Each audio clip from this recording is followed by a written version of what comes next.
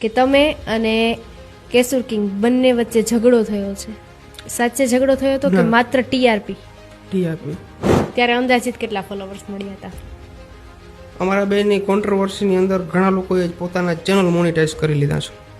બંનેમાંથી એક પણ ને એવી ભાવના નહોતી કે ચેનલ ચાલુ રાખીએ. થોડી કોન્ટ્રોવર્સી થઈ ગઈ હતી દ્વારકામાં તમારે એક રેસ્ટોરન્ટમાં.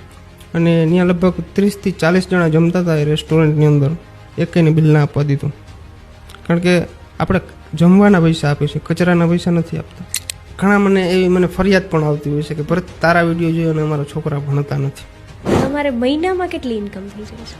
મોટા મોટા હોદ્દાવાળા લોકો છે હા એમ જે પોતાનું આખું જીવન ભણતરની પાછળ કાઢી નાખ્યું છે, એ લોકો એટલા પૈસા નથી કમાતા એટલું હું કમાવું.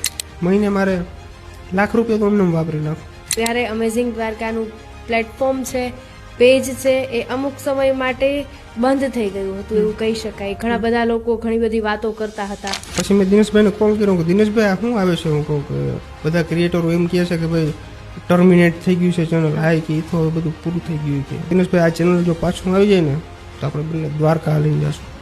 મારા મમ્મીને મોબાઈલ ફોનનો લોક ખોલતા પણ ના આવડતું. ક્યારેય બ્લોગ બનાવવાથી કંટાળી ગયા છો? આજે નથી બનાવવું. જ્યારે મારું મગજ ગરમ થાય ને ત્યારે હું વિચારું નહીં સામે કોણ વ્યક્તિ છે, બોલી નાખું. અત્યારે તમારો એડવર્ટાઇઝ બનાવવાનો